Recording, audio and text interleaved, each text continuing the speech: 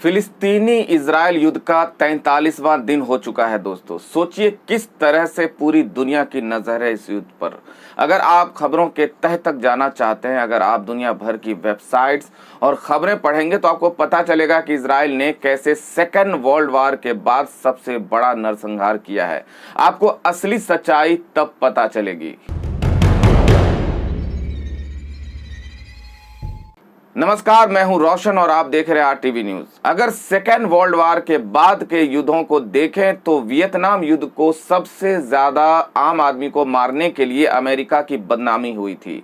लगभग 10 लाख लोग मारे गए थे, 10 लाख। लेकिन उसके बाद सोचिए, लंबे समय तक दुनिया को एकजुट होना पड़ा और दुनिया ने कहा कि इस तरह विभत्स घटना नहीं होनी चाहिए, इस तरह के हमले नहीं होनी चाहिए।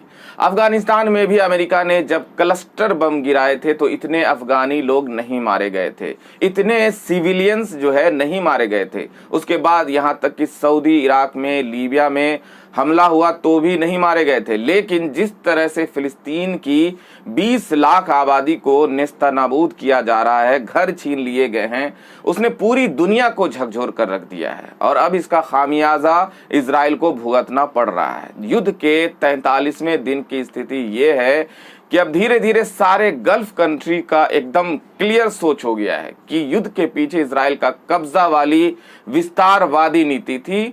वो हमास से लड़ नहीं रहा, वो दरअसल गाजा पट्टी पर कब्जा करना चाहता है।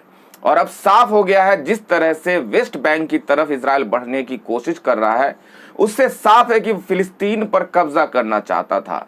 और फिलिस्तीन जो है अपनी आज़ादी की लड़ाई लड़ रहे हैं, हमास अपनी आज़ादी की लड़ाई लड़ रहा है। और उसके बाद लेबनान के लड़ाके हिजबुल्लाह, जिनकी संख्या लगभग 3 लाख है, उन्होंने अब बमबारी शुरू कर दी है। उनके पास चीन के हथियार, रूस के हथियार, नॉर्थ कोरिया के हथियार और ईरान के हथियार हाथ लग गए हैं और भरपूर हथियारों की सप्लाई हो रही है।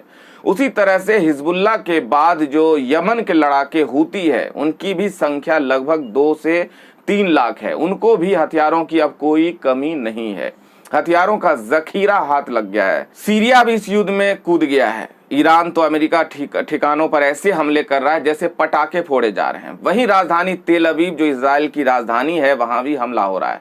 वो भी वहां भी मिसाइलें दागी जा रही है। लगातार ग्राउंड रिपोर्ट ये है कि जमीनी हमले में 42वें दिन की ये स्थिति थी कि कम से कम 21 जो है टैंक वो उड़ा दिए गए थे। इजराइल के रात का अपडेट देर शाम तक आएगा, वो अपडेट भी मैं आपको बता दूंगा। लेकिन 42वें दिन के युद्ध में अब धीरे धीरे गाजा में जो जमा हो रहे हैं लड़ाके, हिजबुल्लाह और हूती हमास जमा हो रहे हैं, वो इजराइल पर भारी पड़ रहा है। और सोचिए, सबसे खास बात है कि हमास कभी भी इतना उसको समर्थन नहीं था, इतना मजबूत समर्थन नहीं था। आम फिलिस्तीनी हमास के साथ उतना कंफर्टेबल नहीं थे। लेकिन इस युद्ध के बाद जिस तरह से 20 लाख लोगों को बेघर कर दिया गया, उनके सर से छत छीन ली गई, उसके बाद से जो बेघर हुए हैं लोग, जिनके अपने मारे गए हैं, वो अब पूरी तरह से उनके जीवन का कोई लक्ष्य नहीं है, उनके जीवन का कोई मकसद नहीं है, उनके जीवन का कोई उद्देश्य नहीं है। उनका एकमात्र कार्यक्रम है कि अब किसी तरह से इजराइल को नेस्तनाबूद किया जाए। और हमास में भर्ती होने के लिए लाइनें लग रही है। पहले हमास के पास कोई ज्यादा हथियार नहीं था, मिसाइलें तो दूर की चीज, रॉकेट लॉन्चर दूर की चीज है, रॉकेट दूर की चीज है, ये सब कोई हथियार नहीं था। लेकिन अब धीरे धीरे इजराइल और फिलिस्तीनी युद्ध के बाद जिस तरह से खाड़ी देशों ने हथियारों की सप्लाई शुरू कर दी है, खाड़ी देशों ने तय कर लिया है कि अब इजराइल ने इनफ कर दिया है, अति कर दिया है और अब उसको इसकी कीमत जो है चुकानी पड़ेगी। वहीं सोचिए, अमेरिका के खिलाफ रूस भी एक मौका चाहता था। दरअसल यूक्रेन और रूस के युद्ध में जिस तरह से अमेरिका और यूरोप ने यूक्रेन की हथियारों से मदद की और रूस फंस गया, वहां से निकल नहीं पा रहा था, रूस को उसका भी मौका मिल गया है। चीन दरअसल चाहता था कि ईरान से उसकी अच्छी दोस्ती है, खाड़ी देशों पर अपनी घुसपैठ बनाए, भारत के मार्केट, भारत का जो खाड़ी देश में मार्केट है, उस पर कब्जा कर ले। तो चीन इस नजरिए से जो है फिलिस्तीन की मदद कर रहा है। नॉर्थ कोरिया पहले से ही अमेरिका से खार खाए बैठा था, वो उसकी मदद कर रहा है। और ये सारे हालात ऐसे बदल गए हैं अब दुनिया इजराइल के खिलाफ है। यूनाइटेड नेशन में पहले 120 देशों ने वोटिंग की इजराइल के खिलाफ, फिर बाद में 145 देशों ने किया। इसका मतलब है कि दुनिया जो है लगभग उसके खिलाफ है। वहीं अमेरिका और रूस, चीन की जो राष्ट्रपति उनकी मुलाकात हुई, शी जिनपिंग ने साफ कहा है कि आप इजराइल का साथ छोड़िए। वहीं अमेरिका ने कहा है कि आप ईरान को समझाइए। तो ईरान ने जहां नाक में नकेल डाल रखा है अमेरिका का और गल्फ कंट्री में उसके सारे अड्डों पर हमले कर रहा है, उसके बाद उसने इजराइल का साथ छोड़ दिया है। इजराइल के लिए सबसे बुरी खबर है ये है कि जहां उनके जवान मारे जा रहे हैं, जहां उसके टैंक उड़ाए जा रहे हैं, उसको उम्मीद नहीं थी कि हमास को इतना सपोर्ट मिलेगा, इतना हथियार मिल जाएगा। तो सोचिए, जिस तरह से रूस यूक्रेन से नहीं जीत पा रहा है क्योंकि हथियारों की सप्लाई लगातार यूक्रेन को जारी है, उसी तरह से इजराइल इस युद्ध को कभी नहीं जीत पाएगा, क्योंकि अब हमास, हिजबुल्ला और हूती को हथियारों की कमी नहीं है और वही मामला फंस गया है। लेकिन सोचिए, ये लड़ाई सिर्फ जान माल की नहीं है। इजराइल के जो अर्थव्यवस्था है वो चौपट हो गया है। उसका जो मकसद है, उसके लोग मारे जा रहे हैं, सेना मारे जा रहे हैं। आयरन ड्रोन जो उसके जो रडार है उसमें तेल खत्म हो गया है। हवाई उसके फाइटर प्लेन के पास अब ईंधन नहीं है। अर्थव्यवस्था चौपट हो गई है और जो अमीर लोग होते हैं दोस्तों, वो ज्यादा घबराते हैं। इजराइल एक अमीर देश था, इसमें कोई दो मत नहीं है। और अब उसके 18 शहरों के लोग जो हैं वो भाग रहे हैं, भगदड़ मची है। और अब सभी लोग जो है राजधानी की तरफ लौट रहे हैं। और हिजबुल्ला की जो मिसाइल है, जो ईरान का हथियार है, उसकी पहुंच, मारक क्षमता जो है 2000 किलोमीटर तक है और वो सीधे सीधे तेल अवीव तक, जो राजधानी इजराइल की, वहां भी गिर रहा है। तो सबसे ज्यादा इजराइल की सेना को मुश्किल हो रहा है जमीन पर।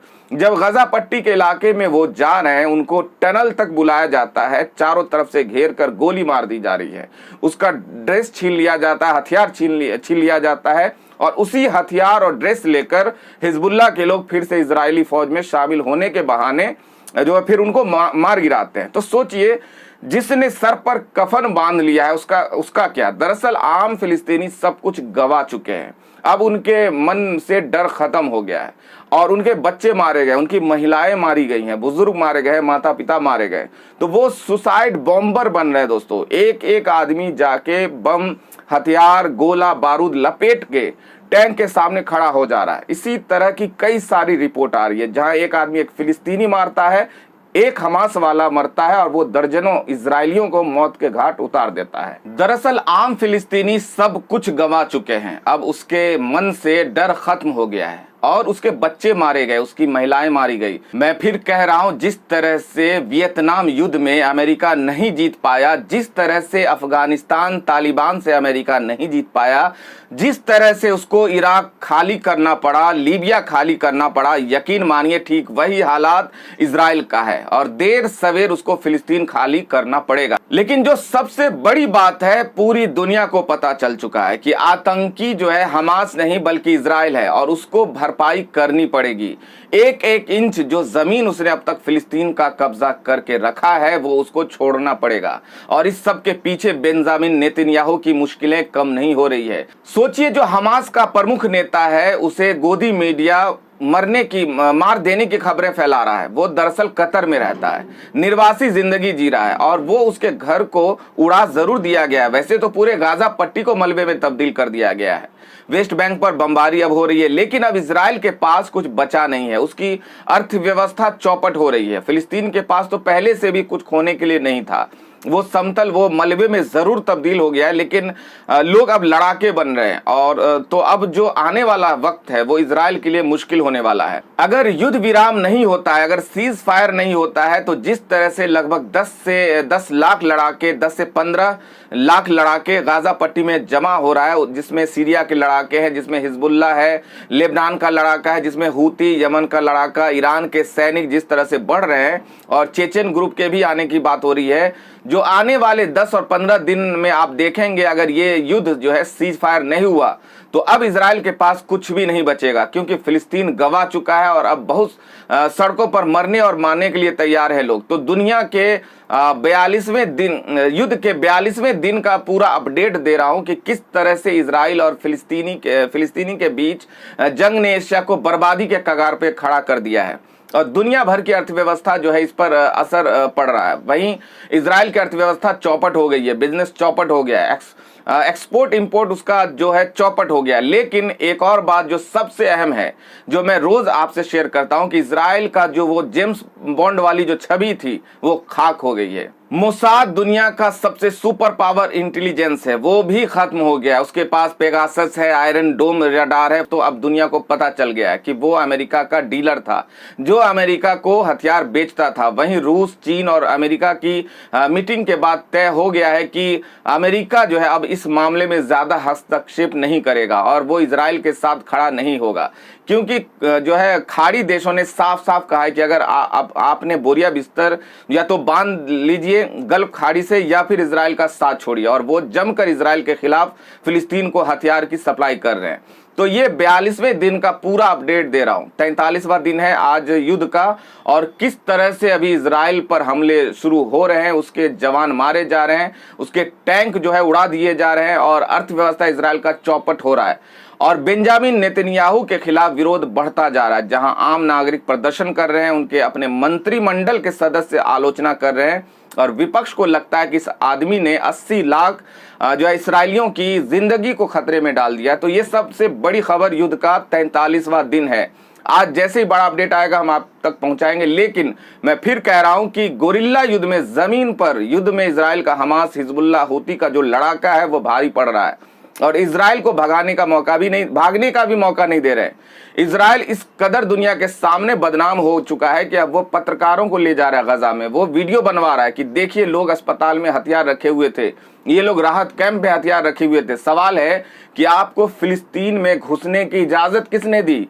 आप किस हैसियत से जो है फिलिस्तीन में घुस रहे हैं? और सबसे बड़ा सवाल है कि बेंजामिन नेतन्याहू की पूरी विश्वसनीयता जो है खतरे में है। और दुनिया भर के जो रिपोर्ट है इस तरह से बता रहे हैं कि इस हमले के पीछे भी उसी की साजिश है। जिस तरह से बेंजामिन नेतन्याहू की सत्ता डावाडोल थी, वो चुनाव हार जाती, इसलिए उन्होंने देश को युद्ध में धकेल दिया। ये सबसे बड़ी खबर है जो आपको बता रहा हूं। और अब धीरे धीरे इजरायली भी इस खेल को समझ रहे हैं, वो बेंजामिन नेतन्याहू के खिलाफ खड़े हो रहे हैं। और युद्ध का अपडेट ये है कि दर्जनों सैनिक जो है मारे जा रहे हैं, इजरायली के टैंक उड़ा दिए जा रहे हैं। लेकिन उसने खबरें रोक रखी है ताकि सेना का मनोबल न टूटे, और गोदी मीडिया आपको सिर्फ फिलिस्तीन की बर्बादी दिखा रहा है। दरअसल इजराइल अब पूरी तरह से बर्बाद हो चुका है। तो ये था पूरा अपडेट 42वें दिन का।